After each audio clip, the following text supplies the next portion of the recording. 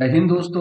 मैं विकास भारद्वाज एक बार फिर आप सभी का मेरे इस वीडियो में स्वागत करता हूं। आज की इस वीडियो में हम लोग चर्चा करने वाले हैं दो ऑफिशियल लेटर निकला है आरपीएफ रूल 72 एएसआई के एग्जाम को लेकर के जो कंडक्ट होना है 12 जुलाई को। उस पर हम विचार करेंगे और चर्चा करेंगे कि लेटर में क्या कुछ दिया गया है। आप पढ़ तो ले रहे हैं लेकिन उसके विस्तृत जानकारी आपको नहीं मिल पा रही है। तो उन दोनों विषयों पर हम यहाँ पर चर्चा करेंगे और देखने का प्रयास करेंगे कि आखिर वो लेटर क्या कहना चाहता है और आपके लिए वह कितना महत्वपूर्ण है। उससे पहले हमने जो है आरपीएफ एलडीसी का जो एग्जाम होना था 10 मॉक टेस्ट हमने बोले थे। 9 मॉक टेस्ट अपलोड कर दिए गए हैं और एक मॉक टेस्ट आपको कल तक आ जाएगा। तो इस तरीके से 10 मॉक टेस्ट हमने जो है आपको अपलोड कर दिए गए हैं नए वाले जो रूल 72 2026 एग्जाम से रिलेटेड है। बाकी मॉक टेस्ट के हिस्से में जो है हमने सारा सब्जेक्ट वाइज जो भी चीज देना था उन सारे चीजों को हमने दे दिया। साथ ही साथ जो हम लोग अपना कोर्स 70-72 का देख रहे थे मेंबरशिप वाले में, उसमें भी सारे चीज़ों को कंप्लीट कर दिया गया है। अभी एक दो वीडियोस उसमें और आ जाएंगे, ऑब्जेक्टिव सीरीज में आएंगे जो कुछ माइनर एक्ट से संबंधित होंगे, जो कुछ इंपॉर्टेंट होंगे, जो मुझे लगता है कि आपके एग्जाम में सवाल के तौर पे दिख सकता है। तो वो सारी चीज़ें अभी आपको जो है आ जाएंगी वहाँ पर। साथ ही साथ जो मैराथन का हमारा एक सीरीज होना था वह मैराथन का सीरीज एडमिनिस्ट्रेटिव रीजन से नहीं हो पाया क्योंकि कुछ व्यक्तिगत काम कुछ प्रशासनिक कार्यों में मैं व्यस्त रह गया, जिस कारण से कि टाइम मैनेज नहीं हो पाया। तो उसके लिए मैं क्षमा प्रार्थी हूँ आप लोगों से। लेकिन मेरी कोशिश इतनी है कि जितना भी हो आपको सिलेबस के अनुरूप वो सारी चीज़ें दे देनी है उन सारी चीज़ों के लिए। तो यहाँ पर सारी चीज़ें हम लोगों ने अब कंप्लीट कर ली है। अब आपका बस काम है कि मॉक टेस्ट करिए, रिवीजन करिए, मॉक टेस्ट करिए, रिवीजन करिए। आपने जो नोट्स बना रखा है, मैंने बार बार बोला है कि आप नोट्स बनाइए। आप अपने नोट्स को कम से कम 20-25 जितनी बार हो सकता है उसको रिवाइज करके जाइए, ठीक है। और रिवीजन को सिर्फ थॉरो आउट रीडिंग नहीं करना है, उस पर हम एक वीडियो बना देंगे आपको कि रिवीजन कैसे करेंगे। तो आज की इस वीडियो में हम उसको चर्चा नहीं करेंगे, नहीं तो वीडियो काफी लंबा हो जाएगा। तो हम आते हैं अपने वस्तु स्थिति पर कि जो दो लेटर निकले हैं वो कौन कौन से हैं और उस पर क्या कुछ विचार किया गया है, क्या बताया गया है। तो सबसे पहला जो लेटर आपको दिख रहा होगा वो दिख रहा होगा आपको कि ये आया आपको 3 तारीख को और ये बोला गया कि centralise selection for promotion to the post of ASI executive under rule 72 of RPF rule 1987 regarding seniority of the staff. कहता है a copy of chairman DPC letter reference regarding question format of CBT exam which is scheduled on 12/7/2026 for centralise selection for the ASI rule 72 is enclosed here. In order to ensure the fair, transparent and smooth conduct of examination, it is requested to circulate the said paper format to all candidates. तो इसको जो है आपको बोला गया सबको circulate करने के लिए। अब सर्कुलेट क्या आया इसमें, इसमें आया कि centralise selection for promotion to the post of ASI executive for all zonal railways RPSF under rule 72 of RPF rule 1987। इसमें कहा गया कि जो date of CBT exam for centralise selection for promotion to the post of ASI executive जो भी rule under 72 के तहत exam होना है 12/7/2026 को वन में, उसमें following in the following schedule in this regard the following में be notified to all willing. इसमें सबसे पहले आपको ये नोटिफाई करना है कि question paper format, question paper का फॉर्मेट कैसा होगा। तो ये 2025 में रेलवे बोर्ड का लेटर आया था, सर्कुलेट हुआ था। साथ ही साथ करेक्शन स्लिप किया गया किसमें, आपको स्टैब्लिशमेंट मैनुअल चैप्टर 5 में किया गया, जहां पर कि आपको प्रमोशन के एग्जाम के बारे में बताया गया है। तो वहां पर कहा गया, उसको इंक्लूज किया गया है दोनों को, और ये बताया गया कि all questions will be objective multiple choice. जो सारे सवाल होंगे वो किस में होंगे, ऑब्जेक्टिव एमसीक्यूज में होंगे विथ 4 अल्टरनेटिव रेस्पॉन्सेज, मतलब उसके 4 आंसर होंगे। All questions will be in both Hindi and English, दोनों जो भी क्वेश्चंस होंगे वो बाइलिंगुअल होंगे, हिंदी और इंग्लिश में। Visible in both the languages simultaneously, ऐसा नहीं कि आपको टैब बदलना है, एक बार में ही हिंदी और इंग्लिश दोनों जो है आपको दिखेगा, जैसे कि हमारे वाले सेट में दिखता है आपको मॉक टेस्ट में, उसी अनुसार। All question sir carry equal marks that is 1 mark each, सभी जो है 1 मार्क के क्वेश्चन होंगे। अगला कहता है question paper would have only 1 part ये चेंजेज हो चुका है 2002, ये पहले ही चेंज हो गया था। पहले 2 पार्ट में होता था, पार्ट ए पार्ट बी, लेकिन उसको अब मर्ज करके क्वेश्चन पेपर को एक ही पार्ट में कर दिया गया है और उसमें 100 क्वेश्चन होंगे, including 10 questions of the official language policy. उसमें से 10 क्वेश्चन जो है ऑफिशियल लैंग्वेज पॉलिसी के होंगे।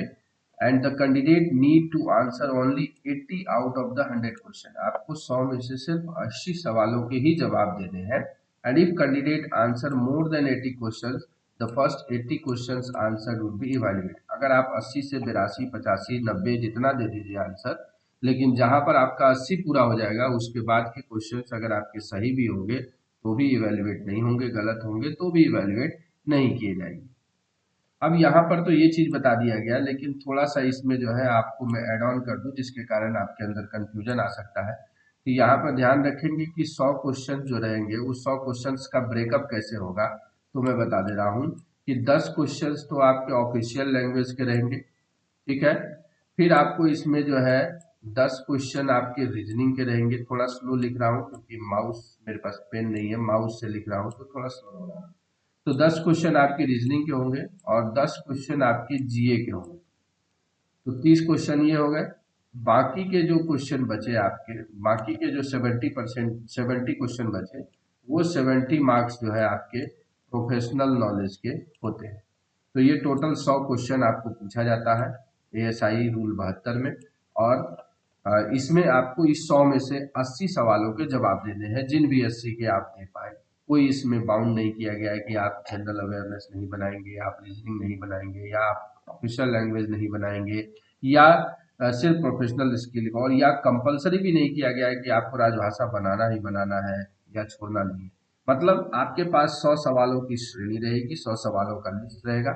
उन 100 सवालों में से आपको 80 सवाल बना लेने हैं, जो भी 80 आपको आते हैं। और ये कोशिश करना है कि उसमें आगे जो है पार्ट दिया है उस पर आपको ध्यान देना।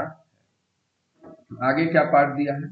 आगे पार्ट दिया आपको कि candidate shell awarded 1 mark for each correct answer. आपको प्रत्येक सही उत्तर के लिए 1 मार्क्स मिलेगा। And 1/3 mark will be deducted for each incorrect answer. तो खेल यहीं पर होता है, यहीं पर आपका जो है बहुत ये निगेटिव मार्किंग जो है आपको बहुत बैक पे ले जाता है।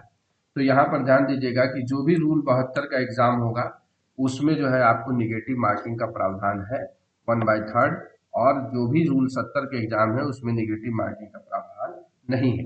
तो यहाँ पर ध्यान रखिएगा, आपके एक सही उत्तर के लिए 1 मार्क और एक गलत उत्तर के लिए आपका 1/3 मतलब 0.33 के आसपास जो है आपका माइनस हो जाएगा। और कहता है in order to ensure the fair transparent and smooth conduct of examination it is requested to circulate the said paper format to all candidate. तो मैंने इसीलिए आपको यहाँ वीडियो बना दिया, अब सभी लोगों को आपको पता चल गया होगा। और जो लोग भी ये वीडियो देख रहे हैं, जो लोग नहीं देख पाए हैं, उनके पास शेयर जरूर कर दीजिएगा ताकि वो भी एग्जामिनेशन हॉल से पहले जो है सारी चीजें सीख जाए और सारा उनको जो है पता चल जाए। और एक्नॉलेजमेंट का सर्टिफिकेट आपको उधर भेजना है। करेक्शन स्लिप में जो है आपको एस्टेब्लिशमेंट मैनुअल का यहाँ पर लगा रखा है, और एस्टेब्लिशमेंट मैनुअल में भी पारा 18 में वही बात कही गई है कि आपको मल्टीपल चॉइस क्वेश्चंस रहेंगे, हिंदी इंग्लिश में रहेगा, हर सही के लिए 1 रहेगा। और जो है सब इंस्पेक्टर 72 और ड्राइवर का जो ये है उसमें ये वाली चीज लागू नहीं होगी, उसका अलग जो है फॉर्मेट निकाला गया। 18 के 3 में बोला गया 100 क्वेश्चन रहेगा, 10 राजभाषा के रहेंगे, बाकी जो आपका 70 का था, बाकी जो 90 का ब्रेकअप था वो हमने आपको पहले ही बता दिया। वही सारी चीज यहाँ पर भी कही गई है। तो ये एक पहला लेटर था जिसमें आपको क्वेश्चन पेपर के बारे में बताया गया। अब हम लोग चलेंगे दूसरे लेटर पर। दूसरा लेटर कौन सा है? तो आप लोगों को ये दूसरा लेटर दिख रहा होगा। दूसरा लेटर था, ये भी है, circulation of demo video containing instructions for candidates appearing in centralised selection for promotion to the post of ASI executive for all zonal language RPSF under rule 72 of RPF rule 1987। इसके बारे में बताया गया कि एक डेमो वीडियो जो है circulate होगा, उससे आप समझ पाएंगे कि आपका कंडक्शन एग्जाम का कैसे होगा। और ये बोला गया है कि 12/7 को जो एग्जाम होना है, to facilitate the candidate and familiarize them with the CBT process, the examination guideline, a demo video containing detailed instruction was issued by ECA. ECA कौन है? Exam conducting agency. The same में be access through the following link. आपके पास ये link है, इस link से आप एक्सेस कर लीजिएगा. इस वीडियो के डिस्क्रिप्शन में भी मैं वो लिंक दे दूंगा जिससे कि आप इसको एक्सेस कर पाएंगे. साथ ही साथ हमने पहले भी वो वीडियो अपलोड कर रखा है, पिछले एग्जाम के पहले भी. तो आज भी मैं देखता हूँ अगर वो वीडियो मेरे पास आ जाता है तो इस वीडियो के बाद इवनिंग में मैं जो है आपके लिए वो वीडियो अपलोड कर दूंगा जिससे कि आप उसको देख करके समझ पाएंगे कैसा एग्जाम है. But it is requested in term of para 17 of Railway Board's letter cited under reference. The above demo video may be circulated to all eligible candidates appearing for the examination without pay. सबको जो है क्या करना है? Circulate करना है. Further, the nominated nodal officer shall ensure that the said video is uploaded on the official website of the respective zonal railway as well as concerned divisions by 13 hours. मतलब 6 तारीख को जो है आपको 13 बजे तक आपके जोनल वेबसाइट और डिविजनल वेबसाइट पर जो है इस वीडियो का लिंक दिख जाएगा. आप उसको वहां से भी देख सकते हैं. कंप्लाइंस इन दिस रिगार्ड में भी इंश्योर्ड, मतलब कि आपको सारा कंप्लाइंस करके जो है इन चीज़ों को भेज देना है. तो आपको जो है कैसे एग्ज़ाम अटेंड करना है उसके लिए आपको जो है ये लिंक दिया गया है, ये वीडियो दिया गया है. आपको यहाँ पर हमारे चैनल पे भी मिल जाएगा, आपको आपकी जोनल वेबसाइट पे, डिविजनल वेबसाइट पे भी मिल जाएगा. जहाँ से भी आपको सहूलियत होता है आप उसको देख लीजिए, क्योंकि उसको देखने के बाद आपकी जो है आपको कैसे एग्ज़ाम में क्या कुछ करना है उन सारी चीज़ों के बारे में आपको पता चल जाएगा.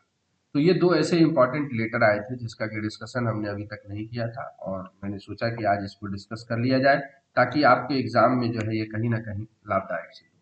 फिर एक बार रिक्वेस्ट करूंगा, अगर आपने अभी तक मॉक टेस्ट को नहीं दिया है तो आप मॉक टेस्ट को जा करके दे दीजिएगा.